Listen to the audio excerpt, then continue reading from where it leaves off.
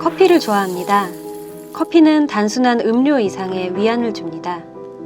커피를 파는 카페라는 공간은 많은 사람들에게 단순한 가게 이상의 의미가 있습니다. 오늘 소개해드릴 영화 타이페이 카페 스토리의 주인공 두얼에게도 그렇습니다. 두얼은 꿈에 그리던 카페를 차리게 되어 신이 납니다. 하지만 자신의 카페라고 해서 모든 게 마음대로 되는 건 아니죠. 집에서 빈둥거리는 동생 창어를 떠맡게 되었고 접촉사고가 났지만 보상금 대신 카라꽃만 잔뜩 얻어왔어요. 친구들이 개업 선물로 가져온 잡동사니들은 가게에 넘쳐나는데 정작 손님들의 발길은 뜸하기만 합니다. 어느 날 손님 한 명이 가게의 잡동사니에 관심을 보입니다. 그 모습을 본 창얼은 물물 교환을 제안하게 됩니다. 이런 창얼의 행동이 탐탁치 않은 두얼. 하지만 물물 교환 카페가 있다는 것이 입소문을 타면서 두얼의 카페는 점차 타이페이의 명소로 떠오르게 됩니다. 물건이 가지고 있는 이야기들에 흥미를 가지게 된 두얼. 그런 두얼 앞에 정체불명의 남자 군청이 나타납니다. 전 세계에서 샀다는 35개의 비누를 가지고 온 그는 비누와 연애 편지를 교환하고 싶다고 말합니다. 그리고는 35개 비누가 가진 이야기를 들려줍니다. 디자인을 전공했던 두얼은 군청이 들려준 이야기를 떠올리며 35개의 이야기에 대한 그림을 그려나가기 시작합니다. 그러던 어느 날 군청은 마음이 바뀌었다며 비누와 함께 두얼이 그린 그림까지 가져가 버리죠. 마음 한구석이 텅 빈 것 같은 기분을 느끼는 두얼. 두얼은 자신에게는 가진 이야기가 없다는 것을 절감합니다. 두얼은 과연 자신만의 이야기를 가질 수 있을까요? 영화를 보며 두얼에게 크게 공감했어요. 전공을 살리지 못하고 불확실한 미래를 고민하는 모습.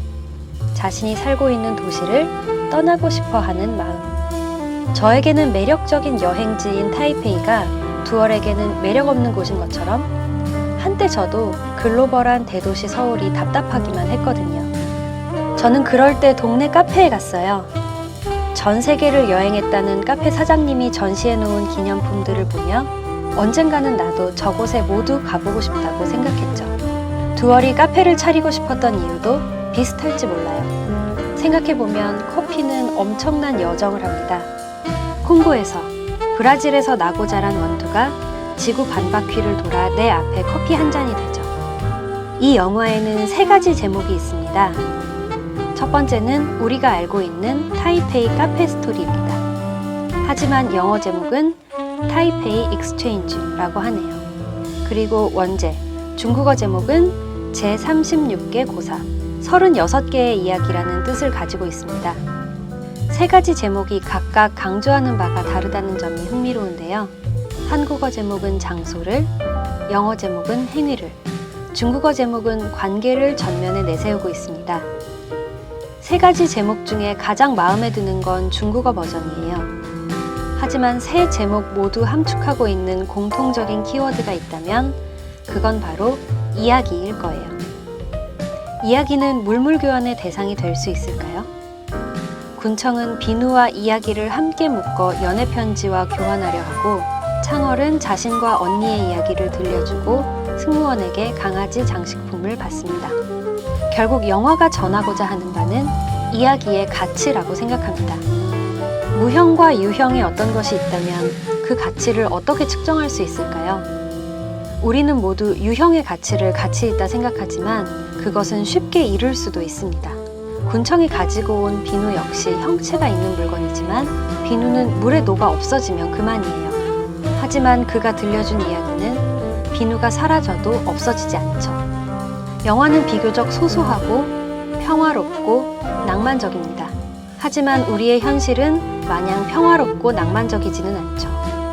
영화의 배경이 된 푸진제 거리는 타이페이 북쪽 송산공항 근처에 있습니다. 푸진제 거리에는 아기자기하고 예쁜 가게들이 많아요. 이런 가게를 가지고 있는 주인들은 좋겠다 싶지만 매달 높은 월세에 허덕이면서 생존을 위한 투쟁을 하고 있을지도 몰라요. 영화 촬영지였던 두얼 카페는 문을 닫았습니다. 급격하게 높아진 월세를 감당하지 못했다고 해요. 푸진제 거리도 젠트리피케이션을 피하지 못했나 봐요.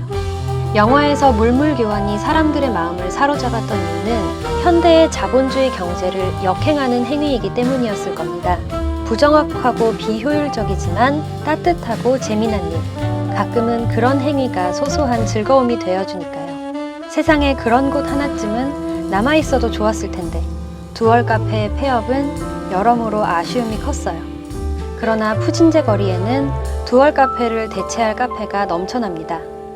물물 교환을 하는 곳은 없지만요. 한때 저는 하루하루가 답답하기만 했어요.